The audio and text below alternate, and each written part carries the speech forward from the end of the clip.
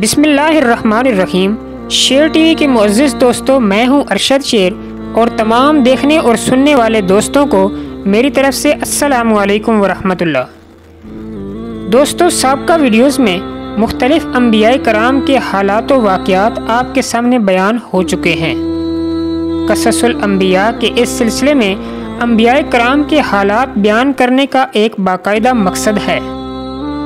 قرآن کریم میں اللہ تعالیٰ نے فرمایا ہے کہ سابقہ قوموں کے قصے میں آنے والے لوگوں کے لیے عبرت ہے، تاکہ آنے والے لوگ سابقہ نافرمان قوموں کے حالات سے عبرت حاصل کریں اور اپنی بدعمالیوں سے توبہ کر کے اللہ کے فرما بردار اور شکر گزار بندوں میں شامل ہوں۔ چنانچہ اسی سلسلے کو آگے بڑھاتے ہوئے آپ کے سامنے آج حضرت شعیب علیہ السلام اور ان کی نافرمان قوم کا انجام آپ کے سامنے پیش کروں گا۔ قرآن کریم میں حضرت شعیب علیہ السلام کا ذکر 6 مقامات پر آیا ہے۔ اللہ تعالیٰ نے حضرت شعیب علیہ السلام کو اہل مدین کی طرف نبی بنا کر بھیجا۔ مدین حضرت ابراہیم علیہ السلام کے ایک بیٹے کا نام ہے اور ان کی نسل کو اہل مدین کہا جاتا ہے۔ یہ حضرت ابراہیم علیہ السلام کی تیسری بیوی کنتورہ کی اولاد سے ہیں۔ یہ اپنے اہل و عیال کے ساتھ حجاز میں آباد ہو گئے تھے۔ یہ خاندان آگے چل کر بہت بڑا قبیلہ بن گیا۔ اس قبیلے کو اصحاب ایکا بھی کہا جاتا ہے۔ حضرت شعیب علیہ السلام اسی قبیلے سے تعلق رکھتے تھے، جبکہ تفسیر حقانی میں آپ کا نسب نامہ شعیب علیہ السلام بن صفیون بن ایفا بن ثابت بن مدین بن ابراہیم علیہ السلام ہے۔ دوستو، قوم عاد و سمود کی طرح قوم مدین بھی بت پرستی میں مبتلا تھی۔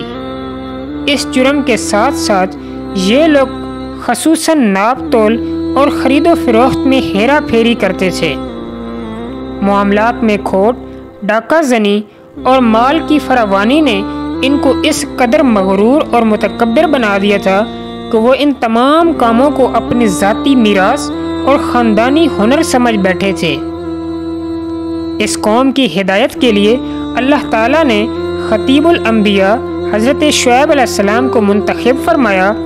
آپ علیہ السلام نے ان لوگوں کو شرک سے بیزاری اور خدا کی توحید کا درس دیا۔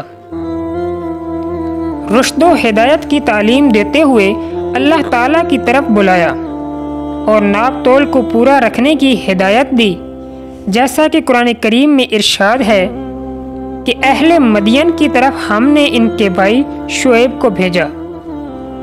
اس نے کہا کہ اے میری قوم، تم اللہ کی عبادت کرو جس کے سوا کوئی معبود نہیں، اور تمام پیمانہ بھرنے اور تولنے میں کمی نہ کیا کرو۔ میں تم کو آسودہ حال دیکھتا ہوں اور میں تم کو ایسے عذاب کے دن سے ڈراتا ہوں جو ہر قسم کے عذاب کا جامع ہوگا۔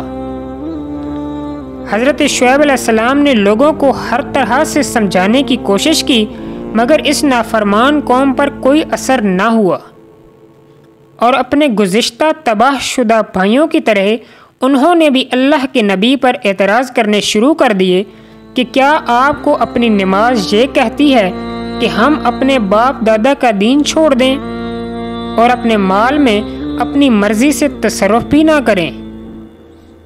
اس بات کی قرآن مجید نے اس طرح نقل کی ہے کہ کہنے لگے کہ اے شعیب، کیا تیری نماز نے تجھ کو یہ حکم دیا ہے کہ ہم ان معبودوں کی عبادت ترک کر دیں جن کی عبادت ہمارے باپ دادا کرتے آئے ہیں؟ اور کیا ہم اپنے مال میں اپنی مرضی سے تصرف کرنا چھوڑ دیں؟ بے شک آپ بڑے علیم الطبع اور نیک چلن ہیں۔ حضرت شعیب علیہ السلام پر چند کمزور آدمی ایمان لائے۔ مالدار افراد اور بدمعاشوں کا یہ طریقہ کار تھا کہ جو لوگ آپ کی خدمت میں دین سمجھنے آتے ان کو ڈراتے دھمکاتے اور جاہلانہ شکوک و شبہات پیش کرتے۔ حضرت شعیب علیہ السلام نے ان کو بھی روکا۔ ان جاہل لوگوں نے آپ کو بستی سے نکالنے اور سنسار کرنے کی دھمکیاں دیں۔ حضرت شعیب علیہ السلام نے گزشتہ قوموں کے حوالے دے کر ان کو ہر طرح سے سمجھانے کی کوشش کی، قدرت کے انتقام اور ناگہانی آفتوں سے ڈرا کر باز رہنے کی مکمل کوشش کرتے رہے، مگر یہ لوگ اپنی ضد پر ڈٹے رہے۔ ان لوگوں نے نہ تو بت پرستی چھوڑی اور نہ ہی ناپ تول کو درست کیا۔ آخر اللہ کے نبی نے مایوس ہو کر فرمایا کہ تم اپنی حالت پر عمل کرتے رہو، تھوڑے دنوں میں فیصلہ ہو جائے گا۔ آخر اس قوم کا وقت بھی قریب آ گیا۔ ان گمراہوں پر 3 طرح کے عذاب آئے۔ نمبر 1 زوردار چیخ، نمبر 2 شدید زلزلہ، اور نمبر 3 سایہ والے دن کا عذاب۔ دوستو، سب سے پہلے ان کی بستی میں اتنی شدید گرمی پڑی کہ سب لوگ بلبلا اٹھے۔ پھر ان کے قریب جنگل میں ایک گہرا بادل آیا جس سے اس جنگل میں سایہ ہو گیا۔ یہ دیکھ کر تمام بستی والے اس سائے کے نیچے جمع ہو گئے۔ اس طرح یہ خدائی مجرم بغیر کسی وارنٹ اور سپاہیوں کے خود اپنی ہلاکت کی جگہ پہنچ گئے۔ جب سب کے سب جمع ہو گئے تو اس بادل سے آگ برسنے لگی۔ پھر ان پر ایک ایسا دھواں اٹھا کہ جس کی گرمی دلوں کو کباب کرتی تھی۔ یہ وہاں کی زمین اور پہاڑوں کا دھواں تھا جو زلزلہ کے وقت پیدا ہوتا تھا۔ پھر ان پر زلزلہ آیا جس نے ان کو تباہ و برباد کر دیا، اور یہ لوگ اوندھے پڑے رہ گئے۔ اوپر سے دھوئیں کا ابر آتشی اور نیچے سے زلزلہ عظیم، اس کے بعد ایک ہیبت ناک آواز، ایک نہایت ہی بری موت کا سامان تھا کہ جس کے تصرف سے دل لرز جاتا ہے۔ استغفر اللہ ربی من کل ذنب و اتوب الیہ۔ دوستو، پوری قوم اللہ کے عذاب میں گرفتار ہو کر تباہ و برباد ہو گئی۔ حضرت شعیب علیہ السلام اور ان کے ساتھی اس بلا سے محفوظ رہے۔ آپ نے ان کے اجاڑ اور لاوارث گھروں کو دیکھا اور ایک مقام جسے حشام کہتے ہیں وہاں تشریف لے گئے، اور وہیں پر آپ کا انتقال ہوا۔